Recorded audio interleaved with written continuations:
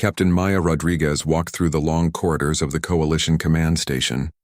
Her boots made soft clicking sounds on the polished metal floor. The station was huge, bigger than any human structure she had ever seen. It floated in space around the planet Kepler 442b, and through the windows she could see stars stretching out forever. Maya had been traveling for 3 weeks to get here. The message from the Galactic Coalition had been simple but exciting. They needed experienced officers for a special rescue mission. Maya had 15 years of military service. She had saved people from burning ships, led troops through dangerous battles, and survived on planets that would kill most beings in minutes. This was exactly the kind of mission she lived for. The station was full of aliens from different worlds. Maya saw tall, thin beings with blue skin walking next to short, round creatures covered in fur. Some aliens floated in the air while others moved on 6 or 8 legs. She had gotten used to seeing different species during her time in the Coalition territories. But this place still amazed her. Maya stopped in front of a large door marked Defense Council Chamber in 12 different languages. She straightened her uniform and checked her appearance one last time. Her dark hair was pulled back in a neat ponytail and her medals shined on her chest.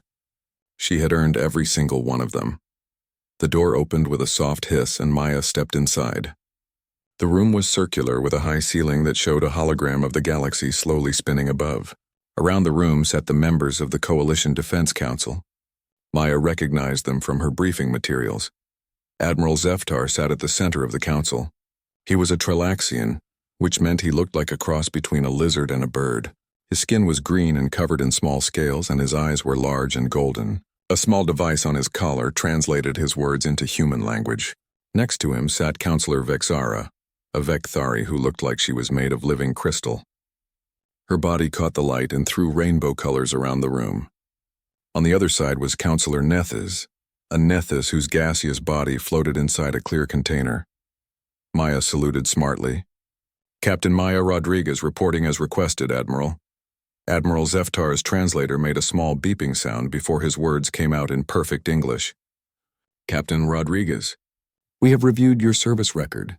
It is quite impressive." "Thank you, Admiral." Maya felt a flutter of excitement. This was going well. The Admiral gestured with one clawed hand and a hologram appeared in the center of the room. It showed a small moon covered in dark clouds. "This is Tartarus 7, a moon in the Vega system. 3 days ago, a diplomatic ship carrying ambassadors from 5 different worlds crashed on its surface. The survivors are trapped in an underground facility." Maya studied the hologram carefully. The moon looked hostile. Dark storms covered most of its surface, and the readings showed high gravity and a poisonous atmosphere.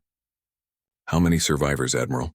17 beings, including Ambassador Kreltax of the Hegemony and Ambassador Yilnara of the Federation. "They have food and air for perhaps 10 days. We must reach them quickly." Counselor Vexara spoke, her voice sounding like wind chimes. "The surface is dangerous. The native species called the Skarn are highly aggressive. They attack anything that moves." Maya nodded. "What kind of extraction are you planning?" Admiral Zeftar looked at the other council members. Something passed between them that Maya couldn't read. "That brings us to an important point, Captain. We have been reviewing applications for this mission from officers across the Coalition." "Of course, Admiral. I understand this is a competitive assignment." "Captain Rodriguez," the Admiral said slowly. "What is your species classification?" Maya felt confused. "I'm human, Admiral. From Earth." "Yes. And humans are classified as what type of species?" Maya began to feel uncomfortable. She had heard this question before and she never liked where it led. "Humans are classified as a deathworlder species, Admiral." The room went quiet. Maya could hear the soft humming of the station's life support systems. Admiral Zeftar's golden eyes studied her for a long moment. "Captain, your individual record is outstanding. You have saved many lives and shown great skill in dangerous situations. However, the Coalition Defense Council has concerns about including deathworlder species in delicate operations." Maya felt her stomach drop. "What kind of concerns, Admiral?" Counselor Nethys spoke from his gas container, his voice echoing strangely. "Deathworlders are known for their aggressive nature. Your species evolved on a planet where violence was necessary for survival. This rescue mission requires precision and careful planning, not brute force. Admiral, with respect, my record shows that I can handle delicate situations. I've led diplomatic escorts and— Captain, Admiral Zeftar interrupted, we are not questioning your personal abilities. But deathworlder instincts can be unpredictable. When faced with danger, your species tends to resort to violence quickly. This mission requires a more civilized approach. Maya felt her anger rising, but she kept her voice calm. What kind of approach are you planning, Admiral? We will use long-range precision weapons to eliminate threats. Our ships will remain at a safe distance while we extract the survivors using advanced technology. No direct contact with hostile forces. And if your long-range weapons don't work? If your advanced technology fails? The Admiral's scales shifted color slightly, which Maya knew meant he was becoming irritated. Our technology does not fail, Captain. We have evolved beyond the need for primitive combat. Maya looked around the room at the council members. She could see in their eyes that the decision was already made. They had never intended to give her this mission. This meeting was just a formality. Admiral, I've operated in hostile environments for 15 years. I've saved lives on worlds that would kill most coalition species in hours. I know how to adapt when plans fail. And that is exactly the problem, Counselor Vexara said, her crystal body flashing. Deathworlders always assume that plans will fail. You prepare for violence because you expect it. We prefer to prevent violence through superior planning. Maya took a deep breath. She had been through this before with other alien species. They saw humans as useful soldiers but dangerous allies. Too aggressive, too violent. Too willing to fight when diplomacy was preferred. Captain Rodriguez, Admiral Zeftar said formally, the Coalition Defense Council has decided to assign this mission to other officers. We thank you for your interest, but we cannot risk having a Deathworlder species involved in such a delicate operation. Maya stood at attention, her hands clenched behind her back. Through the large windows, she could see Coalition ships preparing for departure. Sleek alien vessels with smooth curves and advanced technology, ships that looked more like art than weapons. With respect, Admiral, Maya said quietly. You're making a mistake. The decision is final, Captain. No Deathworlders will be assigned to this mission. Maya saluted one last time. Understood, Admiral. Permission to leave? Granted. Maya turned and walked toward the door. As it slid open, she heard Admiral Zeftar speaking to the other council members in their own language. She didn't need a translator to understand the tone. They were relieved to see her go. But as Maya walked back through the corridors of the station, something had changed in her expression. Her jaw was set and her dark eyes had a calculating look. She wasn't defeated. She was thinking. The aliens thought they knew what it meant to be from a death world. They were about to learn they were wrong. 3 months had passed since Maya left the Coalition command station. The transport ship carrying her back to human space had been quiet and uncomfortable. Maya spent most of the journey staring out at the stars and thinking about Admiral Zeftar's words. No Deathworlders. The phrase kept playing in her mind like a broken recording. Now Maya stood in the command center of Starbase Phoenix, the largest human military station in this sector of space. The station orbited around a small red dwarf star, and its metal corridors buzzed with activity. Human soldiers and officers moved quickly between duty stations, their voices creating a constant background noise that Maya found comforting after months of alien silence. Admiral Kate Sullivan sat behind her desk, reading reports on a holographic display. Sullivan was in her 50s with short gray hair and sharp blue eyes that missed nothing. She had been Maya's commanding officer for 5 years, and Maya respected her more than any other person in the human fleet. The Coalition rescue mission failed, Sullivan said, without looking up from her reports. Complete disaster. Half the diplomatic team is dead. The rest are still trapped on that moon. Maya felt her stomach tighten. She had been expecting this news, but it still hurt to hear it confirmed. What went wrong? Sullivan finally looked up, her expression grim. Everything. Their long-range precision weapons couldn't penetrate the moon's atmosphere properly. The energy weapons lost power in the storms. Their advanced technology failed when it encountered the hostile environment. And the native species? The Skarn turned out to be much more dangerous than the Coalition expected. They attacked the alien rescue ships with weapons the Coalition had never seen before. 2 ships were destroyed, 3 more were damaged so badly they had to retreat. Maya walked to the large window that looked out into space.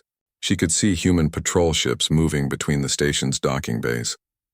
The ships were different from alien vessels. Where Coalition ships were smooth and elegant, human ships looked rough and practical. They were built to take damage and keep fighting. They called us Deathworlders like it was some kind of disease, Maya said quietly. Like being tough enough to survive on a dangerous planet made us unfit for civilized company. Sullivan stood up and walked over to stand beside Maya.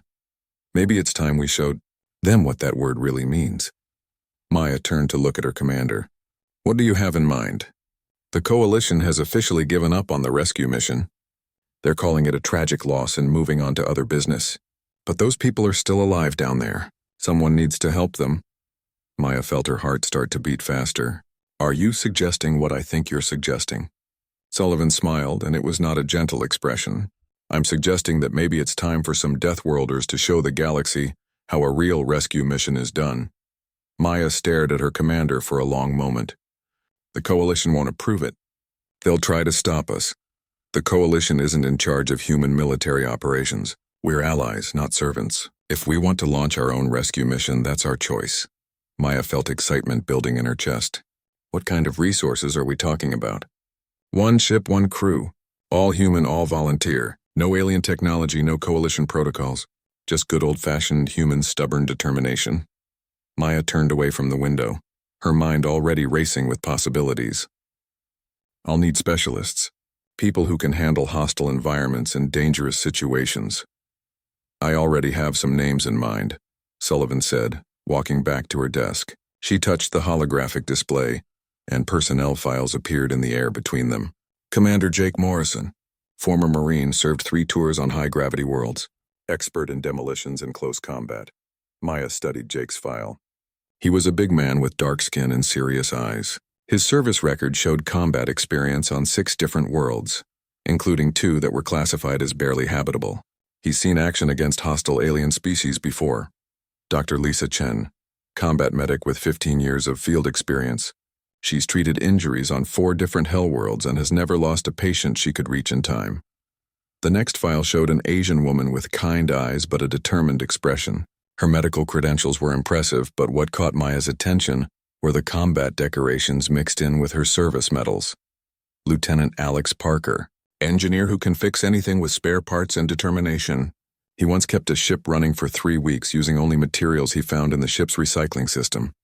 Alex's file showed a young man with red hair and grease stains on his uniform. His technical scores were outstanding, but Maya was more interested in his survival training scores. The man had clearly learned to make do with whatever was available. Sergeant Carlos Vasquez, reconnaissance specialist who grew up on a mining world with 3 times Earth's gravity. He can move through terrain that would kill most people and spot danger from miles away. Carlos looked like he was built from solid muscle. His file mentioned that he had been raised on Kepler 1649c, a world so dangerous that only the toughest mining families could survive there. His scouting and survival skills were legendary among human forces. Maya looked at all 4 files floating in the air. These are good people, but they'll be risking their careers, maybe their lives. The Coalition won't be happy if we succeed where they failed. That's exactly why we need to succeed, Sullivan said firmly. The galaxy thinks humans are nothing but violent primitives. They use us when they need soldiers, but they don't respect us. Maybe it's time to change that. Maya thought about Admiral Zeftar's golden eyes, the way he had dismissed her so easily. She thought about the Coalition's elegant ships retreating from Tartarus 7 while people died in the underground facility. What kind of ship are we talking about? Sullivan smiled again. The Defiant. She's not pretty, but she's tough. Reinforced hull, multiple backup systems, and enough firepower to level a small city. More importantly, she's built to human specifications. No alien technology to fail when things get complicated. Maya had heard of the Defiant. It was an experimental ship designed by human engineers who had gotten tired of relying on alien technology. The ship looked like a flying brick compared to Coalition vessels, but it could take damage that would destroy more elegant designs. When do we leave? That depends. Are you willing to risk everything to prove that Deathworlders aren't the monsters the galaxy thinks we are? Maya thought about the 17 beings still trapped on Tartarus 7. She thought about Admiral Zeftar and his dismissive tone. She thought about all the times aliens had looked at humans with fear and disgust. Admiral, I've been waiting my whole career for a chance like this. When do I meet my team? Sullivan touched her communication device. Attention all personnel. Commander Morrison, Dr. Chen, Lieutenant Parker, and Sergeant Vasquez report to Conference Room Alpha immediately. Maya felt a surge of adrenaline. You already contacted them? I put out the call for volunteers an hour ago. All 4 accepted before I finished explaining the mission. 20 minutes later, Maya sat at a conference table with her new team. Jake Morrison looked exactly like his file photo. Big, serious, and ready for trouble. Lisa Chen had gentle hands but sharp eyes that suggested she had seen more violence than most soldiers. Alex Parker was young but confident, already asking technical questions about their equipment. Carlos Vasquez said very little, but Maya could tell he was studying everything around him with the careful attention of a professional scout. Ladies and gentlemen, Maya said, looking around the table, we're going to attempt a rescue mission that the entire Galactic Coalition has declared impossible. We'll be operating in hostile territory, facing dangerous enemies using only human equipment and tactics. Jake grinned. Sounds like a normal Tuesday to me. Lisa nodded calmly. How many people are we bringing home? 17 diplomatic personnel, including some very important alien officials. Alex leaned forward. What kind of environment are we dealing with? Maya activated the holographic display, showing Tartarus 7 in all its terrible glory. High gravity, toxic atmosphere, violent storms, and a native species that considers violence an art form. Carlos spoke for the first time, his voice quiet but confident. When do we leave? Maya looked around the table at her team. These were her people. Humans who had grown up on dangerous worlds learned to fight when necessary, and never gave up when lives were at stake. We leave in 72 hours. Time to show the galaxy what Deathworlders can really do. The Defiant sat in Dock Bay 7 like a sleeping metal beast. Maya walked around the ship with her team, inspecting every inch of their new home. The ship was not beautiful. Where Coalition vessels had smooth curves and shining surfaces, the Defiant looked like it had been built by people who cared more about function than form. Its hull was thick and gray, covered with armor plating that could stop most weapons. Extra fuel tanks and supply pods hung from its sides like mechanical growths. She's ugly, Alex said, running his hand along the hull. But she's built to last. Jake nodded approvingly. I've seen prettier ships get torn apart by the first bit of trouble they encountered. This one looks like it could fly through a star and come out the other side.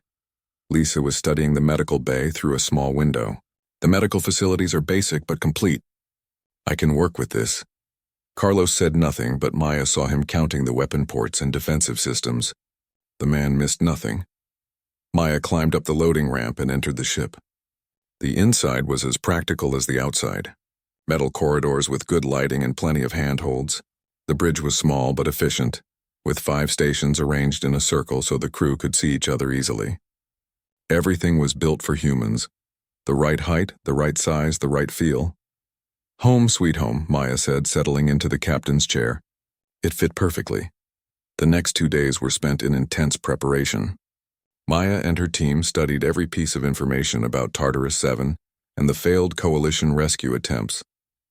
They watched recordings of the alien ships trying to penetrate the moon's atmosphere, saw how the storms had disrupted their energy weapons and disabled their navigation systems. They tried to do everything from a distance, Jake observed, watching a Coalition ship fire precision weapons that disappeared harmlessly into the swirling clouds. Never got close enough to see what they were really dealing with. Look at this, Alex said, pointing to sensor readings from the failed missions. The Coalition ships detected massive electromagnetic interference in the atmosphere. Their computers couldn't function properly. Lisa was reading medical reports about the native species.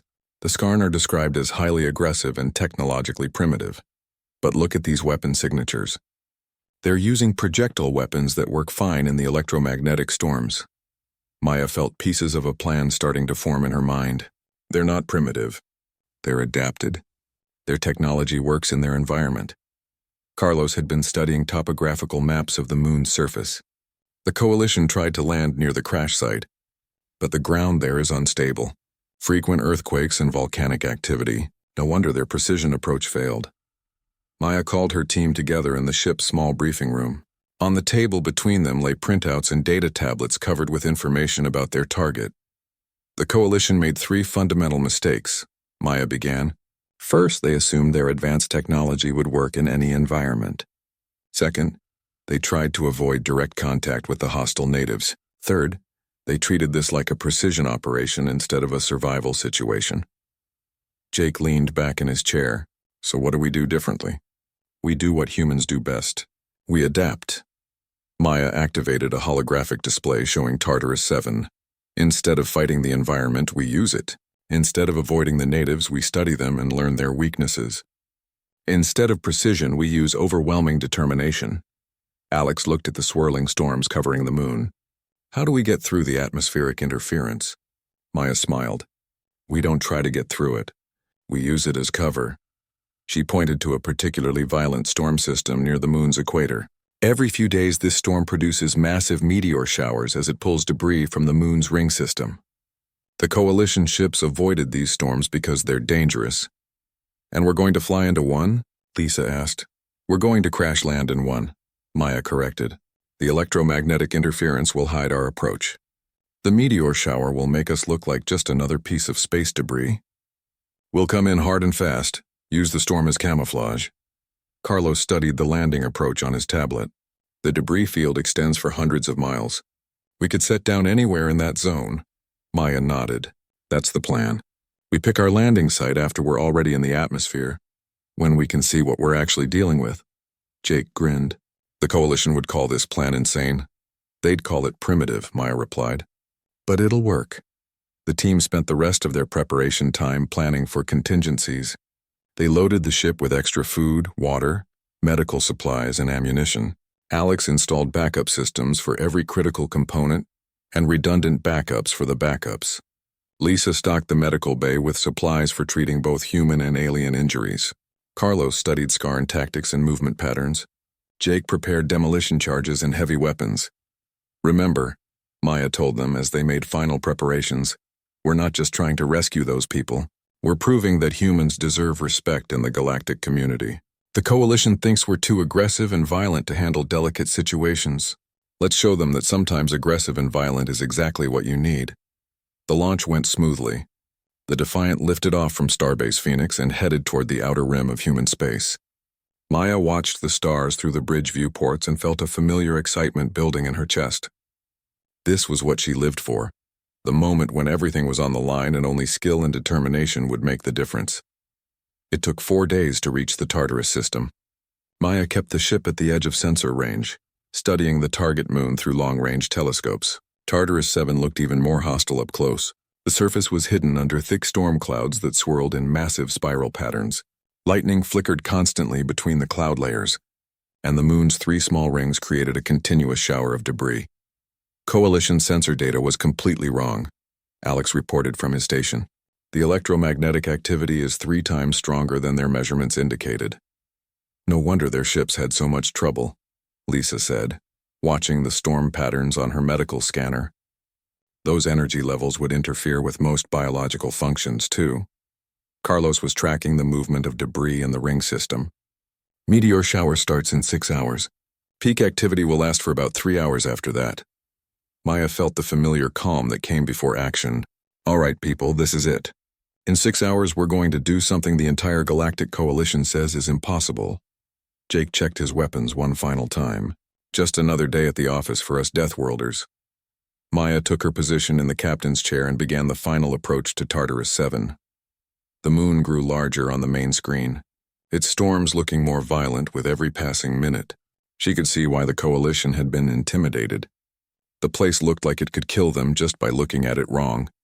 But Maya had grown up on Earth where hurricanes and earthquakes were just part of life. Jake had served on worlds where the gravity could crush an unprotected human. Lisa had treated patients in the middle of combat zones while artillery shells exploded around her. Alex had kept ships running in the vacuum of space with nothing but spare parts and stubbornness. Carlos had spent his childhood on a world where stepping outside without proper protection meant instant death. They were Deathworlders. This was exactly the kind of impossible situation they had been born to handle. Beginning descent in 5 minutes, Maya announced over the ship's communication system. Hold on tight, everyone. We're going to show these aliens how humans really do a rescue mission. The meteor shower reached its peak just as the Defiant entered Tartarus 7's upper atmosphere. Chunks of ice and rock streamed past the ship like bullets, some of them large enough to destroy a coalition vessel. Maya flew the ship through the debris field with calm precision, using the larger meteors as shields and the smaller ones as camouflage. The ship shook and rattled as it descended through the storm clouds. Lightning struck the hull repeatedly, but the reinforced armor held. Alex reported system failures and power fluctuations, but the backup systems kicked in smoothly. Landing site selected, Carlos reported. Clear area about 2 miles from the crash site, sheltered by rock formations. Maya brought the Defiant down hard, using the ship's weight and momentum to dig into the rocky ground. The landing was rough enough to rattle their teeth, but the ship held together. Outside the viewports, Maya could see the hostile surface of Tartarus 7 for the first time. It looked like a vision of hell, rocky ground covered in strange growths, a sky full of swirling clouds and constant lightning, and in the distance, the flickering lights that indicated Skarn settlements. "Welcome to paradise," Jake said dryly. Maya smiled grimly and began preparing for the next phase of their mission. The easy part was over. The surface of Tartarus 7 was worse than anything Maya had imagined. The air was thick and yellow, filled with particles that made breathing difficult even through their protective masks. The gravity was 1.5 times Earth normal, which made every step feel like walking through mud. Lightning struck the ground constantly, leaving behind patches of melted rock that glowed red in the dim light. Maya led her team across the broken landscape toward the crash site. Their equipment was heavy, but they had trained for high-gravity environments. Behind them, the Defiant sat in a small crater, its hull scorched from the landing but intact. "Contact ahead," Carlos whispered through their communication system. He was 50 meters in front of the group, moving carefully between the twisted metal formations that dotted the landscape. Maya held up her hand, and the team stopped. Through her helmet's display, she could see what Carlos had spotted. 3 Skarn warriors were patrolling the area between them and the crash site. The aliens were tall and thin, with forearms and skin that looked like dark metal. They carried weapons that looked crude but effective, long rifles that fired metal spikes instead of energy beams. "They're between us and the facility," Jake observed quietly. "We can go around, but it'll add 2 hours to our travel time." Maya studied the Skarn through her scope. The Coalition reports had described them as primitive and aggressive, but she could see intelligence in the way they moved. They were coordinating their patrol, watching for threats and covering each other's blind spots. These were not mindless savages. We go through them, Maya decided, but we do it smart. The plan was simple but required perfect timing. Carlos would circle around to the left and create a distraction. When the Skarn moved to investigate, Jake would take out the furthest one with his sniper rifle. Alex and Lisa would disable the communication equipment the Skarn carried, preventing them from calling for help. Maya would handle any survivors. The plan worked perfectly for exactly 30 seconds. Carlos threw a rock that clattered against a metal formation, drawing the attention of 2 Skarn.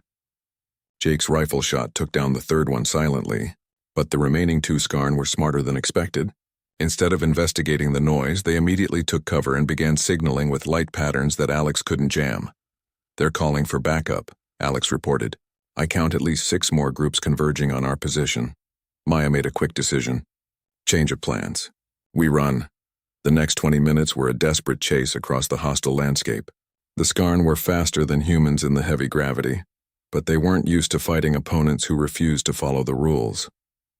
When the aliens tried to surround them, Jake used explosive charges to collapse a rock formation and block their path. When Skarn snipers took position on high ground, Carlos used smoke grenades to obscure their vision. When their enemies tried to cut them off from the crash site, Alex activated the emergency beacon they had brought, creating a false signal that drew half the Skarn forces away from their real target. By the time they reached the entrance to the underground facility, Maya's team was exhausted, but alive. The entrance was a hole in the ground surrounded by debris from the crashed diplomatic ship. Emergency lights flickered weakly around the opening, and Maya could hear voices echoing from below. "Life signs detected," Lisa reported, scanning the area with her medical equipment. "Multiple species, but I'm reading some concerning vital signs." Maya looked down into the dark opening. Somewhere below were the 17 survivors the Coalition had abandoned, including Admiral Zeftar, the alien who had dismissed her as too primitive for civilized company. "Jake, I need you to secure this entrance. Nothing gets past you." "Understood." "Carlos, perimeter watch. Those Skarn are going to figure out where we went eventually." "Already on it." "Alex, Lisa, you're with me. Time to bring some people home. The descent into the facility was treacherous. The elevator had been destroyed in the crash, so they had to use emergency ladders that were twisted and damaged. The artificial gravity was failing, creating pockets where they suddenly felt lighter or heavier. Emergency lighting flickered on and off, casting strange shadows on the metal walls. Maya could hear voices getting louder as they descended. Some were speaking in alien languages she didn't recognize, but others were using the common coalition trade language. Most of the voices sounded weak and frightened. "Help is coming," Maya called down the shaft. "Stay calm. We're here to get you out." The response was immediate and chaotic. Multiple voices began speaking at once in different languages. Maya heard relief, confusion, and something that might have been hope. The main corridor of the facility was a disaster.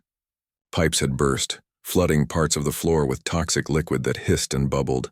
The air recycling system was failing, filling the space with smoke that burned their eyes even through their masks. Sections of the ceiling had collapsed, blocking some passages completely. They found the survivors in what had been the ship's main meeting room. 17 beings from 5 different species huddled together in the only space that still had breathable air. Maya recognized some of them from her briefings, diplomatic personnel from major coalition worlds. And there, sitting against the far wall with his golden eyes dim and his green scales faded, was Admiral Zeftar. The Admiral looked up as Maya entered the room. For a moment, neither of them spoke. Maya could see recognition in his eyes, followed by something that might have been shame. "Captain Rodriguez," he said quietly, his voice translator barely functioning. "You came." "Of course I came," Maya replied, kneeling down to check his injuries. "That's what deathworlders do." The Admiral had a broken leg and several deep cuts from flying debris. His translator was damaged, making his words come out in broken fragments. But his eyes were alert, and Maya could see the intelligence that had made him a respected military leader. "The others tried," he said slowly. "Coalition ships could not land safely. Technology failed in the storms." Lisa was already moving through the group of survivors, checking injuries and administering emergency medical care. Most of them were in better condition than the Admiral, but several needed immediate attention. "How long do we have before structural collapse?" Alex asked, scanning the walls with his engineering equipment. "Maybe 6 hours," replied Ambassador Yilnara, a tall blue-skinned female from the Federation. "The support beams are failing. We tried to repair them, but we don't have the right tools." Alex smiled grimly. "Lucky for you, humans are really good at fixing things with the wrong tools." The extraction plan was complicated by the facility's failing systems. The main corridor was blocked by debris. The emergency exits were sealed by automatic systems that no longer responded to commands, and the elevator shaft was too damaged to use safely. "We're going to have to blast our way out." Jake's voice came through their communication system from the surface. "I can see weak points in the structure, but it's going to be dangerous." Maya looked around at the survivors. Some of them could barely walk. Others were too injured to move quickly. All of them were depending on her team to get them to safety. "Alex, can you stabilize the structure long enough for an evacuation?" Alex was already working, using human tools to repair alien technology in ways that would have made coalition engineers weep. "Give me 20 minutes. I can't make it pretty, but I can make it hold together long enough." Lisa finished treating the most seriously injured survivors and came over to Maya. "The Admiral needs immediate surgery if we're going to save that leg. 3 others have internal injuries that require medical facilities better than what I can provide here." Maya felt the familiar weight of command decisions. Every choice she made would determine who lived and who died. "We get everyone out," she said firmly. "No one gets left behind." The escape was a running battle through collapsing corridors. Alex's repairs held just long enough for the group to reach the blast hole Jake had created in the facility's outer wall.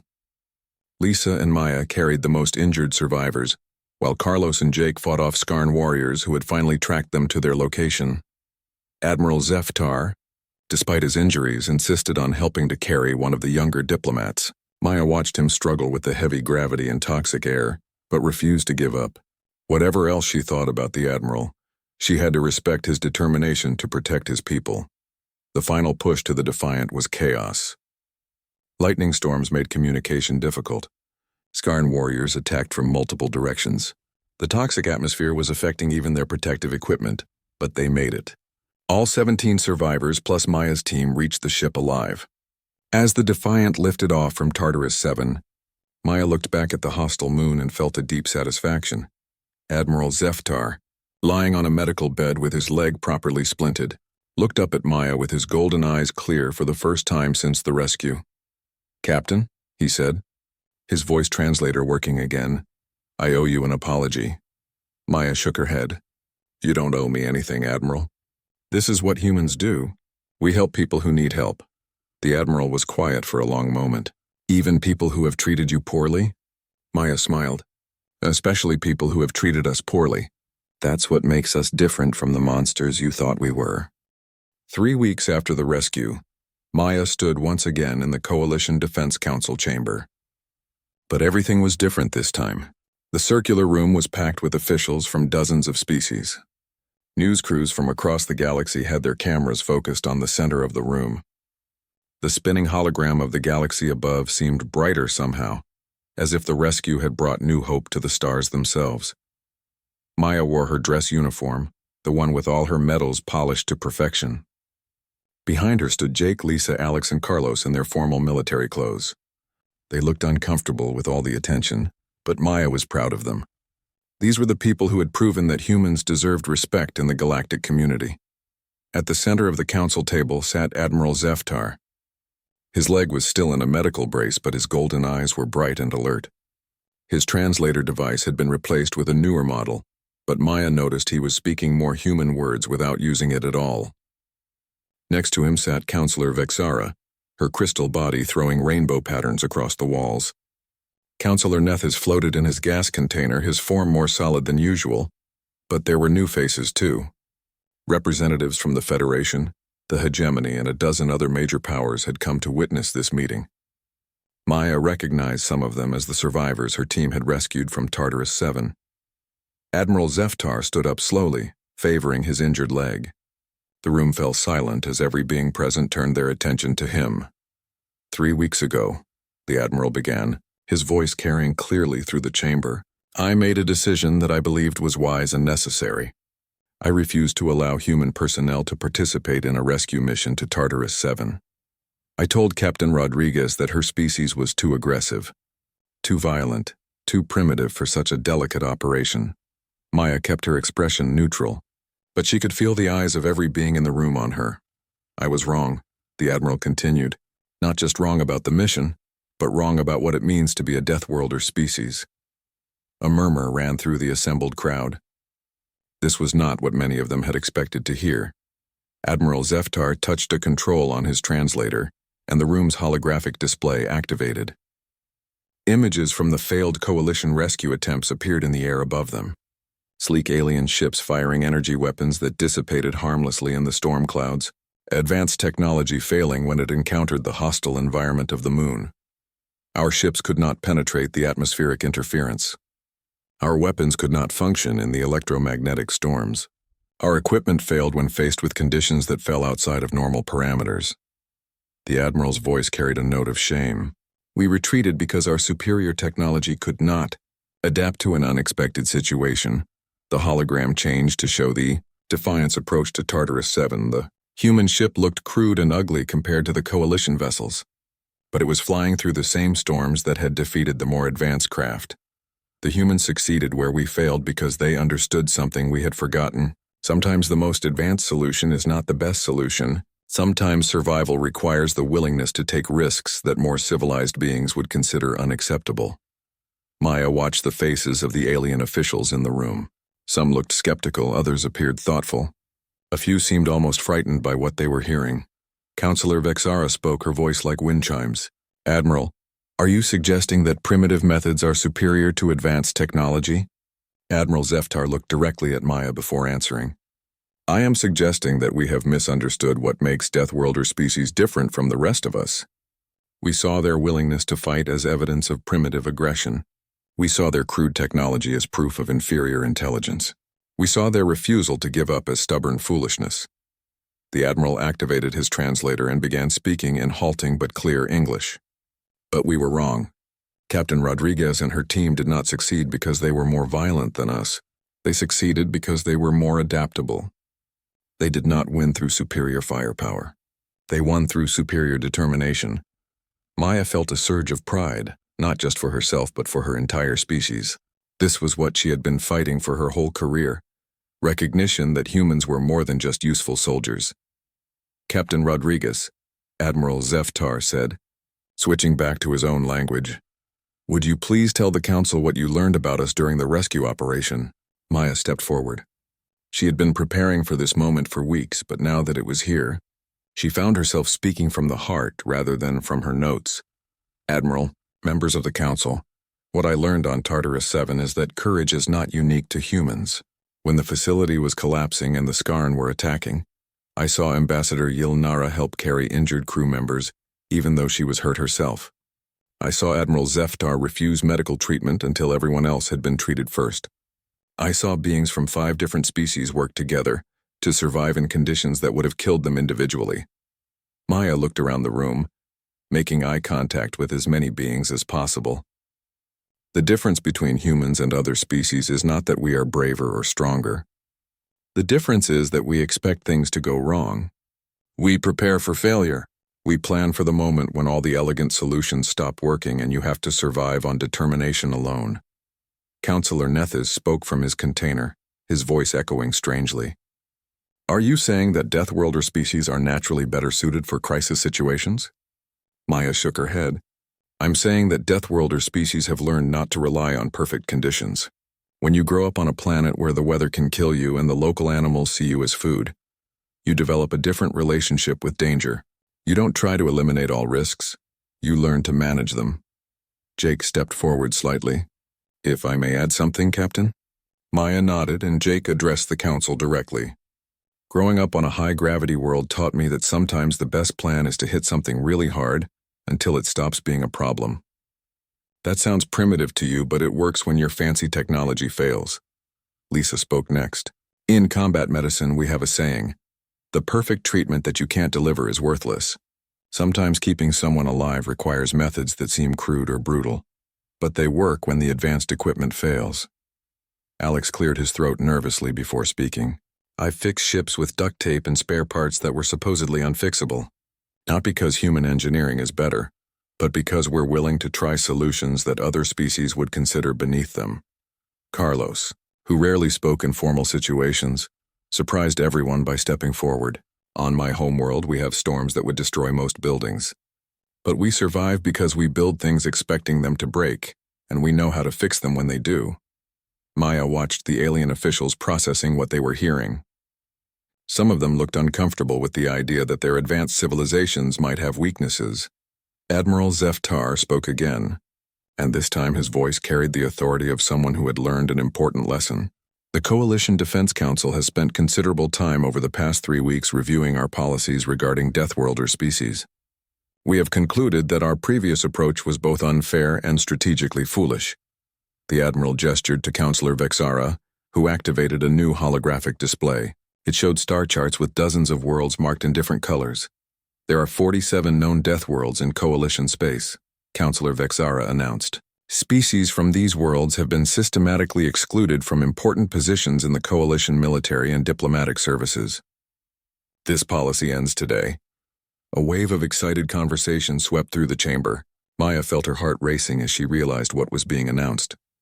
Furthermore, Admiral Zeftar continued, the Coalition Defense Council hereby offers formal positions to Captain Rodriguez and her team. Not as specialists to be called upon only in desperate situations, but as full partners in the defense of Coalition space. Maya looked back at her team. Jake was grinning. Lisa was trying not to cry. Alex looked like he couldn't believe what he was hearing. Carlos simply nodded as if he had expected this all along. Admiral, Maya said carefully, that's a generous offer. But I have one condition. The room went quiet again. Admiral Zeftar raised one scaled eyebrow. What condition, Captain? Maya's smile was the same one she had worn when leaving the Coalition station 3 months ago, but now it carried triumph instead of determination. When the next impossible mission comes up, when your technology fails and your protocols break down, when you need someone willing to fly into a storm and figure out the rest later, you don't call us deathworlders like it's something to be ashamed of. She paused. looking around the room at the assembled representatives of galactic civilization. You call us deathworlders like it's exactly what you need. Admiral Zeftar's translator was silent for a moment. Then he spoke in clear, careful English. Captain Rodriguez, it would be our honor to serve alongside the deathworlders of Earth. The chamber erupted in applause from dozens of different species. Maya stood at attention with her team, watching alien beings who had once